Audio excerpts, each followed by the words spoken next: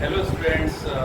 तो मैं अभिनय शर्मा आज व्यास क्लासेस के ऑनलाइन प्लेटफॉर्म की तरफ से आपके लिए क्लास 10 का एक chapter acid base and salt जो कि बोर्ड के अकॉर्डिंग बोर्ड के बिहाफ से काफ़ी ज़्यादा वेटेज रखता है।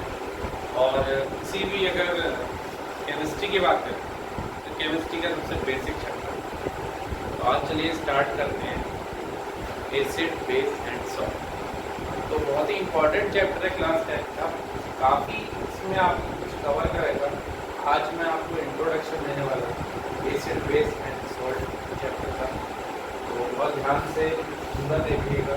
व्यास क्लासेस के ऑनलाइन प्लेटफॉर्म पर ये पहली वीडियो है एसिड बेस एंड सॉल्ट। तो बच्चों आज का जो चैप्टर है एसिड बेस एंड सॉल्ट। तो सबसे पहले हम बात करेंगे एसिड बेस एंड सॉल्ट की। तो बच्चों जब हम बात करते हैं किसी केमिकल की तो कोई भी केमिकल इन तीनों में से या तो एसिड होगा या बेस होगा या फिर वो सॉल्ट होगा। मीन्स अगर हम बात करें तो किसी न किसी सब्सटेंस की तो कोई भी सब्सटेंस इन तीनों में से कोई ना कोई एक नेचर को रखता होगा अगर वो केमिकल है।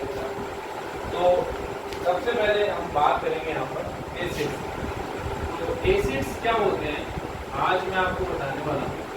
जनरली जब हम एसिड्स की बात करते हैं तो हमारे माइंड में एक इमेज होती है, एक ऐसा सब्सटेंस है, एक ऐसा केमिकल जो बहुत ज़्यादा रिएक्टिव है, जिसके हमारी बॉडी पे पड़ने से हमको कुछ हार्मफुल रहता है, या फिर हम कह सकते हैं हमारी स्किन पे पड़ने से स्किन जल जाता है। बहुत सारे डिफरेंट इमेजेस बनती हैं हमारे दिमाग में। मीन्स ओवरऑल अगर मैं कहूँ तो एसिड्स के बारे में हम यही सोचते हैं कि acids are harmful substances, but actually ऐसा नहीं होता है। एसिड्स आर हार्मफुल भी होते हैं और एसिड्स जो हैं हमारे लिए यूजफुल भी होते हैं। अब बात आई कि कौन से एसिड्स हार्मफुल हैं और कौन से एसिड्स हमारे लिए यूजफुल हैं। तो बेसिकली पहले आज हम बात करेंगे एसिड्स होते हैं। तो जब हम एसिड्स की बात करते हैं तो acids are those substances or those chemicals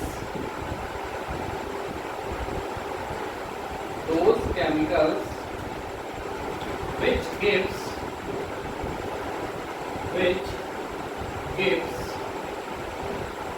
H plus ion in water। तो ऐसे केमिकल्स जो वाटर में H प्लस आयन देते हो उनको हम लोग बोल देते हैं दे आर एसिड्स। अब H प्लस आयन से यहाँ पर क्या मतलब है मैं आपको बताऊंगा। H प्लस आयन जो है इनको हम लोग हाइड्रोजन या फिर इनको हम लोग हाइड्रोनियम आयंस भी बोल सकते हैं। ठीक है, तो ऐसे केमिकल्स जिनको वाटर में डिसोसिएट करने पर H प्लस आयंस देते हो उनको हम लोग बोल देते हैं दे आर एसिड्स। तो जनरली एसिड्स के अगर मैं कुछ एग्जांपल्स की बात करूं तो बच्चों आप लोगों ने सुना होगा HCl, इसको हम लोग बोल देते हैं हाइड्रोक्लोरिक एसिड, या फिर HNO3 इसको हम लोग बोल देते हैं नाइट्रिक एसिड, या फिर हम लोग बच्चों बोल देते हैं H2SO4 इसको हम लोग सल्फ्यूरिक एसिड बोल देते हैं। तो अगर हम बात करें यहाँ तीनों ही एसिड्स में देखिए आपके हाइड्रोजन आयन जो है वो प्रेजेंट है। अब ये हाइड्रोजन आयन की वजह से यहाँ पर हम इनको एसिड्स बोल सकते हैं। एसिड्स की बात तो समझ में आ गई। अब बात करते हैं कि बेस की। बेस क्या होता है? तो जैसे हमारे एसिड्स के पास H प्लस आयंस होते हैं उसी तरीके से बेस के पास हाइड्रोक्सिल आयन होते हैं जिनको हम लोग OH नेगेटिव आयंस बोलते हैं, यानी हाइड्रोक्सिल आयंस। ऐसे chemicals those chemicals which occurs OH minus ions when associated to the water, the chemicals are known as base। तो base जनरली जो है ऐसे केमिकल सब्सटेंसेस होते हैं those chemicals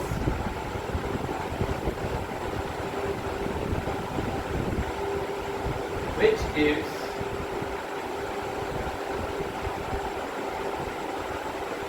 hydroxyl ions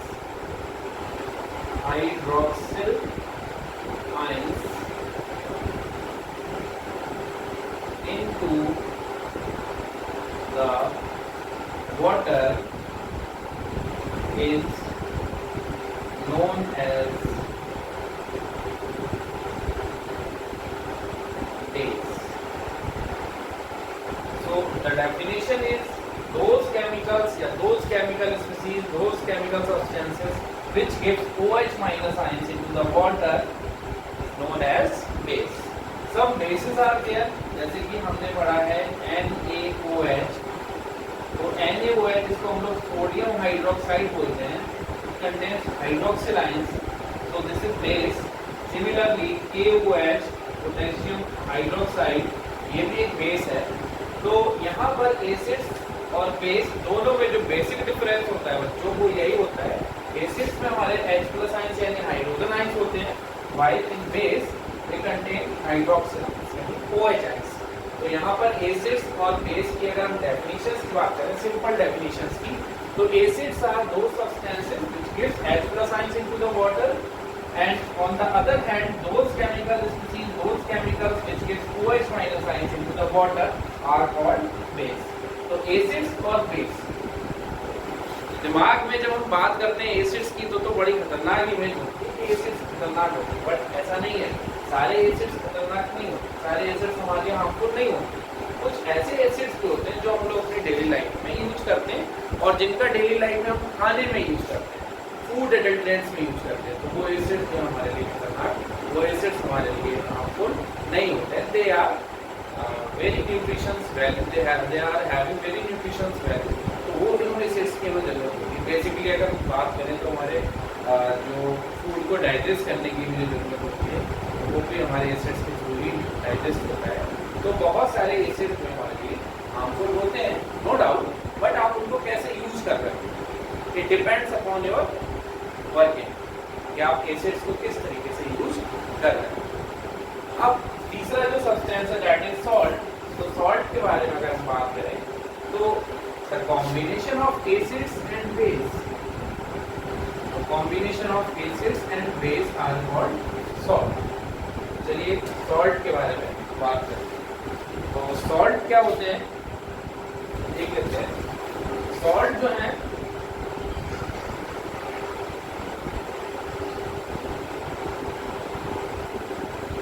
salt बच्चों क्या होते हैं.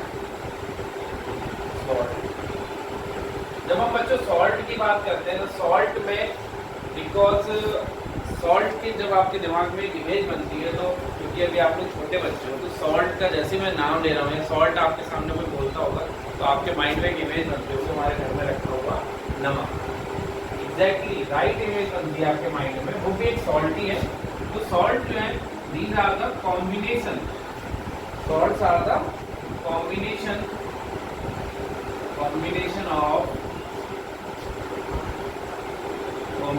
of acids and base. तो salts are the combination of acids and base. तो salt जो है ऐसे केमिकल स्पीशीज होती है, ऐसे केमिकल सब्सटेंसेस होते हैं जो कि एसिड और बेस का कॉम्बिनेशन होता है. अब सॉल्ट बनाने के लिए क्या तरीका होता है, तो सॉल्ट की प्रिपरेशन बहुत ही इजी होती है बच्चों. हम एक एसिड ले लेते हैं, फॉर एग्जांपल हमने HCl नाम का एक एसिड ले लिया, हाइड्रोक्लोरिक एसिड, और एक हमने बेस ले लिया यहाँ पर सोडियम हाइड्रोक्साइड NaOH, और इस तरीके से हमने क्या करा, इन दोनों की रिएक्शन करा दी. तो जब सॉल्ट बनाना है हमको तो एक एसिड और एक बेस की रिएक्शन करा दी. तो acid plus base that gives salt, और जो सॉल्ट बनेगा बच्चों वो यहाँ पर सोडियम का सॉल्ट बनेगा जिसका फॉर्मूला हो जाएगा NaCl. और एक बात हमेशा याद रखिएगा कि जब भी हम सॉल्ट प्रिपरेशन करते हैं तो उसमें हमको वाटर हमेशा मिलता ही होता है. तो सॉल्ट के साथ साथ आपको H2O यानी वाटर भी फॉर्म करना पड़ेगा, वाटर भी लिबरेट होता है यहाँ से. तो सॉल्ट की प्रिपरेशन बहुत ही ईजी है, एक एसिड को एक बेस के साथ रिएक्ट करा दीजिए and they will form salt. तो एसिड बेस एंड सॉल्ट के बारे में हमने अभी पढ़ा था. तो एसिड्स जो होते हैं these are the substances which are having H+ ions. Base are the substances which are having OH- ions. and salts are the combination of acid plus base. तो बेसिकली एसिड और बेस का combination को हम लोग बोल देते हैं salt. अब बात आती है कि सॉल्ट, एसिड और बेस तो हमने पढ़ ली। एसिड, बेस और सॉल्ट के टाइप्स कितने होते हैं, हमने उनको किस तरीके से क्लासिफिकेशन कर रखा है। तो सबसे पहले हम बात करेंगे यहाँ पर क्लासिफिकेशन ऑफ एसिड्स की, देन आएंगे बेस की तरफ, देन सॉल्ट।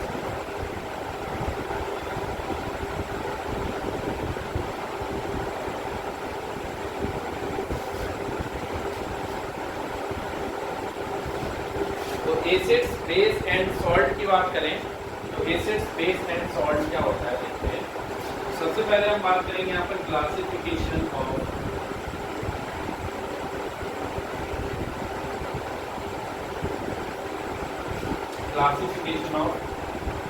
एसिड। तो जब हम बच्चों बात करते हैं एसिड्स की, तो अभी आप लोग क्योंकि स्कूल जाने लगे होंगे और स्कूल में आपके टीचर बहुत बार अक्सर सुना होगा आपने कि डाइल्यूट एसिड्स, कंसंट्रेटेड एसिड्स और डिफरेंट टाइप के एसिड्स के नाम लिए होंगे कि डाइल्यूट हाइड्रोक्लोरिक एसिड जाइए या फिर कंसंट्रेटेड हाइड्रोक्लोरिक एसिड जाइए। तो एसिड्स का क्लासिफिकेशन हमने कर रखा है। पहला क्लासिफिकेशन जो है ऑन द बेसिस ऑफ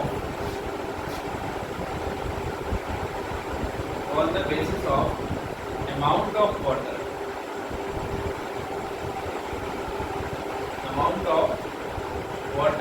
और इसको आप डाइल्यूशन भी बोल सकते हो।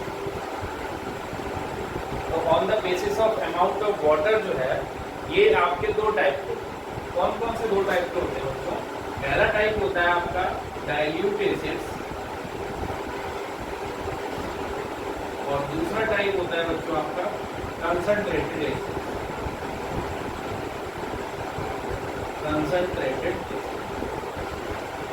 तो देखो बच्चों, जो डाइल्यूट एसिड्स होते हैं, the amount of water is much more than the amount of acids. ठीक है, डाइल्यूट एसिड्स मतलब जिसमें amount of water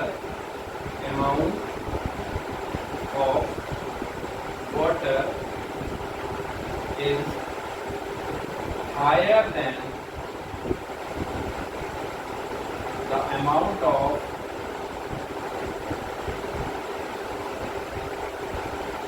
acids. Means ऐसे एसिड्स जिसमें वाटर की अमाउंट ज़्यादा हो एसिड्स की अमाउंट से, तो डाइल्यूट एसिड्स होगा। जनरली हम लोग क्या करते हैं, एसिड्स को डाइल्यूट करते हैं। तो डाइल्यूट करने के लिए हम हमेशा वाटर में स्लोली एसिड्स को ऐड करते हैं। कभी भी एसिड्स में वाटर को ऐड नहीं किया जाता है। क्यों नहीं किया जाता है, उसका रीज़न ये है क्योंकि एसिड को जब आप वाटर में ऐड करोगे तो वहाँ पर उनकी एक्टिवेशन एनर्जी होती है या जो उनकी हाइड्रेशन एंथैल्पी होती है वो एज कम्पेयर टू लो। लेकिन जब हम बात करते हैं वाटर को एसिड में ऐड करने पर, तो वाटर को एसिड में ऐड करने पर एंथैल्पी डिफरेंस ज़्यादा हो जाता है, जिस वजह से एक्सोथर्मिक रिएक्शंस, और एक्सोथर्मिक रिएक्शंस में हमेशा हीट जो है वो इवॉल्व होती है, बाहर की तरफ निकलती है, जिस वजह से हो सकता है कि हीट की बाहर निकलने की वजह से वो आपके हाथों पे या फिर फेस पे कभी कभी गिर जाता है, जिसकी वजह से हमें हार्म भी पहुंच सकता है। तो हम ध्यान रखते हैं हमेशा कि एसिड्स को वाटर में ऐड करना है, ना कि वाटर को एसिड में ऐड करोगे तो एक्सोथर्मिक रिएक्शंस होंगी, और exothermic reactions are not very easy for you. तो ये चीज़ें याद रखें। दूसरा एसिड होता है कंसंट्रेटेड एसिड। इसको हम लोग बोल सकते हैं प्योर फॉर्म ऑफ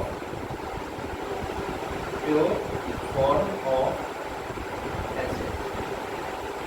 मीन्स यहाँ पर अगर हम बात करें तो कंसंट्रेटेड एसिड एक ऐसा एसिड होता है जिसके पास उसकी फॉर्म प्योर होती है, मीन्स उसमें अमाउंट ऑफ वाटर ना के बराबर होता है, 0.1%।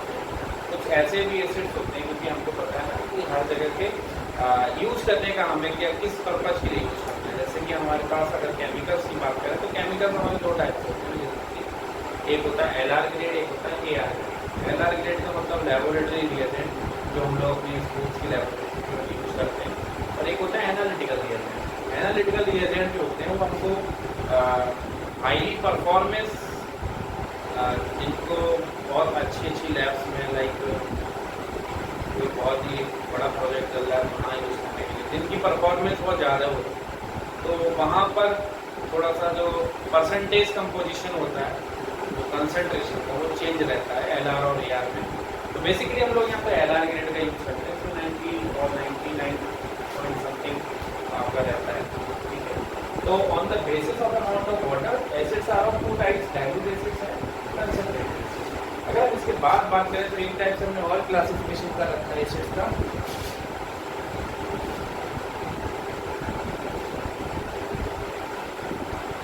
दूसरा जो क्लासिफिकेशन हमने कर रखा है on the basis of strength, on the basis of strength. देखिए बच्चों, on the basis of strength की अगर हम बात करें तो एसिड्स जो हैं 2 टाइप के होते हैं। एक होता है हमारा स्ट्रॉन्ग एसिड,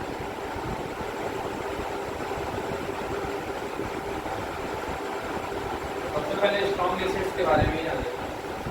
So बच्चों, strong acids are those type of acids which are completely dissociate into the water। मतलब एक ऐसा एसिड जो completely dissociate हो जाए, completely decompose हो जाए, completely degrade हो जाए, completely आप कह सकते हो कि diffuse हो जाए। मीन्स जब हम कोई एसिड लें लाइक HCl और उसको हम डिसोसिएट कर लें completely, H plus ions and chloride ions अलग अलग हो जाए, सेपरेट हो जाए पूरी तरीके से, तो उसको हम लोग बोलते हैं स्ट्रॉन्ग एसिड्स। तो strong acids are those acids which are completely dissociate. अब दूसरी अगर बात करें वीक एसिड्स की, तो वीक एसिड्स बच्चों वो होते हैं व्हिच आर पार्शियली डिसोसिएट और which are not dissociate into the water. तो लाइक हमारा CH3COOH, इसका जब हम लोग डिसोसिएशन करते हैं CH3, तो एसिडेट आइंस अलग हो जाते हैं, जो कि खुद एक एसिडिक आइन होते हैं, और H प्लस आइंस आपके अलग रहते हैं। तो यहाँ पर कंप्लीटली डिसोसिएशन नहीं हो रहा है।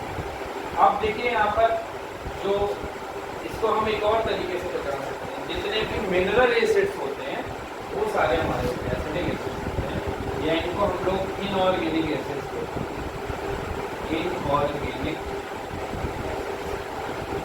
और जो वीक एसिड्स होते हैं ये सारे हमारे ऑर्गेनिक एसिड्स होते हैं, जिनका यूज हम लोग खाने के लिए भी करते हैं, जिनका यूज हम लोग खाने में भी करते हैं। For example lactic acid, tartaric acid, tannic acid, ascorbic acid, oxalic acid, citric acid, so many types of acids which are used in food adulterant, those are organic acids, those are weak acids।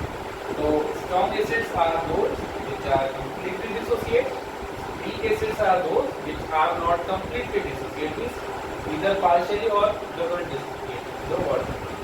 So this is the basic introduction of acid, base and salt। कल हम लोग base का classification करेंगे और उसके बाद salt का classification करेंगे। तब तक के लिए जय हिंद, जय भारत।